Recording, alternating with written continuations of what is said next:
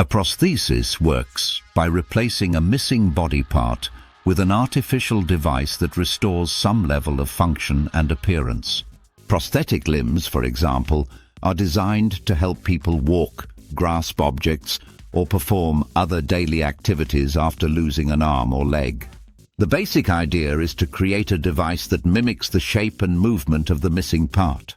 A prosthetic limb usually has a socket that fits over the remaining limb, a structure that provides support and shape, and a foot or hand-like end.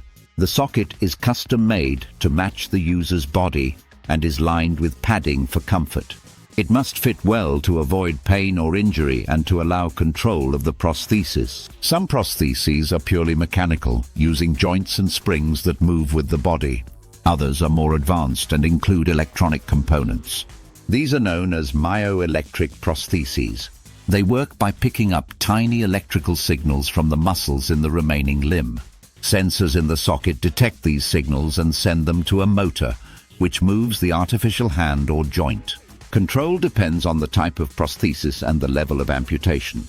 Some allow basic functions like opening and closing a hand or bending a knee. More advanced versions can perform complex tasks and offer more natural motion. Learning to use a prosthesis often involves physical therapy. The person must gain strength, coordination, and confidence using the device.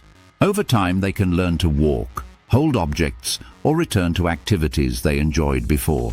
A prosthesis doesn't replace the lost body part completely, but it offers support, function, and often an improved sense of independence. If you enjoyed the video, give it a thumbs up, comment, and share it with your friends.